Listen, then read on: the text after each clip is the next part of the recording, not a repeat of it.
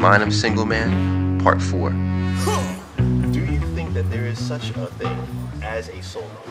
And if so, I mean, do you think there's only one, or are there many soulmates? He said one thing about how like God gives you what you need.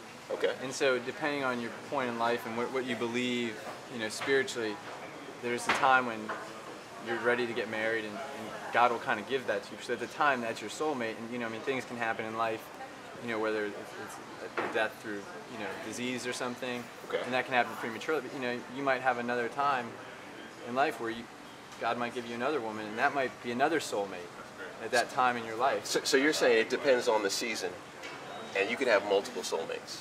And it just depends on the story. Like, you know, I mean, for one person, there might be just one soulmate, and you guys can live, you know, 50, 60 years together, and that's, you know, if I just look at people that have lost a partner or something like really early on, Then they find someone else who's and you know, and it's just equally like, as great. yeah, and it's just for that person, their story need to have these two soulmates. And for that person at that time. Yeah. But what he said definitely hits on kind of, you know, some of our previous questions of like, there's not going to be a Cherry 2000. I mean, there's not going to be that perfect, you know, person there for you, and it's an issue of that give and take, of that ability to give and take, to support each other, to love each other, to help each other out, and do your thing as a collective and do your thing as individuals too. I think soulmates are overrated, man. Let's just be honest. I mean, I think a soulmate is a fiction. It's a fabric. It's created. I mean, I think the idea of a soulmate is really not what marriage is about. It's so romanticized. I mean, this is all Shakespeare creation. I mean, I look back in history and how people got married. People got married at 16 and 17. They don't know soulmates. And they were all arranged. And they built the world off of strong relationships. The soulmate thing it's really, I think we overdo it too much. You know, I think about my parents, man. My parents have a great story. So do you believe? You do not believe in soulmates? I mean, I do, but I'm working out of it. You know what I'm saying? Because I've been pursuing that soulmate concept. A realistic definition of the term. You know, you take some of the, you know, the fantasy out of it and say, okay, this person is a soulmate in my terms, not, you know. Well, also, I mean, it's two interesting concepts that I heard, and comedians gave both. So one said, Chris Rock was saying, you don't meet a person, you meet the representative. Come on, man. So a representative is, I show you, and actually Jay-Z has it in one of his new videos with Fabulous, he says the best way to see someone is to not look at them. Then when you're looking at someone, they're going to show you their best foot forward. They're going to wear the clothes you want to see them on, they're going to have the fragrance. But when does that wear off? I even heard the definition of love at first sight. There's a book called The Science of Love. And it talked about that love at first sight is in men and women, we have in our mind a piecemeal of what our Frankenstein type woman or man is. Okay. And when we see a man that almost fits that description, we superimpose that image over top of them, and that's what we see. Okay. We don't see the real woman or the real man. We see this fictitious type of transparent image. And what happens over the next maybe 3 to 9 months, you start realizing to pull the layers back. Right. And then that's when you hit the rubber hits the road. After 9 months and the honeymoon's over, the representative went back to work, and everything's peeled back. Do you love the real person? Do you like, not love, like first the real person? But that's interesting, because so you talked about the time. How long does it take when you're in that relationship to get to know the real person? Is it 90 days? Is it 30 days? Is it? That depends on, because some people, I think the older you get, the more comfortable you are with your own side, with your own skin. So you're going to be like, this is who I am. I've been through relationships that haven't worked. I mean, it benefits me just to put everything on the table. You know, and so if two people like with that attitude meet, well then it could take No time at all. You know, it could take a month, 30 seconds. But if you meet people that are sort of young and maybe insecure, or old and insecure, and just not willing to, you know, they're not comfortable with their own baggage, then it could take 3 years. I would say in their 30s. Like going back, like I have a son, I wouldn't say that he needs to even consider marriage before the age of maybe 35.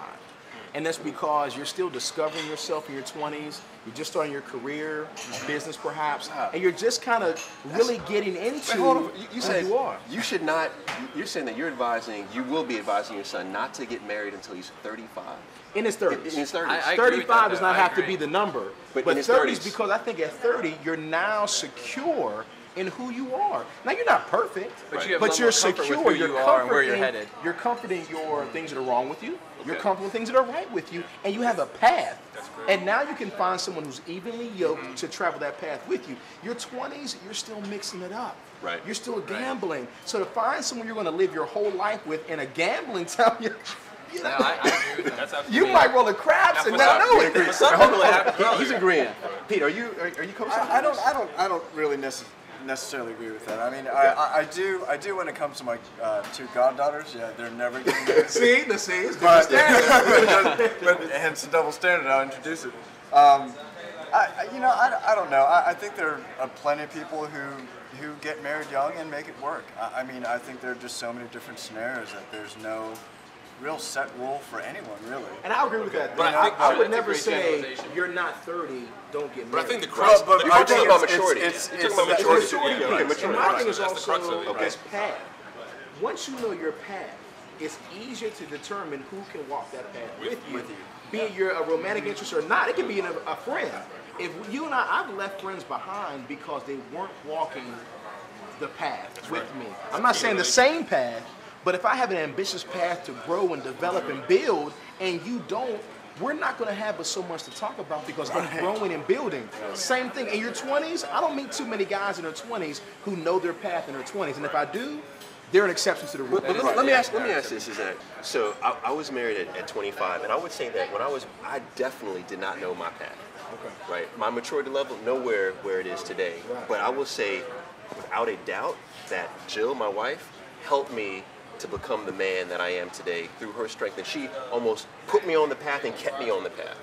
Right. So I mean, so how do y'all feel about that? I mean, But so you about had the relationship value. maturity though. You know, I mean, you might not have like, and I agree with that past statement, but you had the maturity and insight to know the type of woman that you wanted or that you needed, and so that for a lot of people, like you say, will come with age too. You know, you go through certain, like I didn't date a lot in my 20s. Okay. And I had one serious relationship, and so you learn from that and grow from that. So that's why, you know, at 31, I would agree with what you're saying.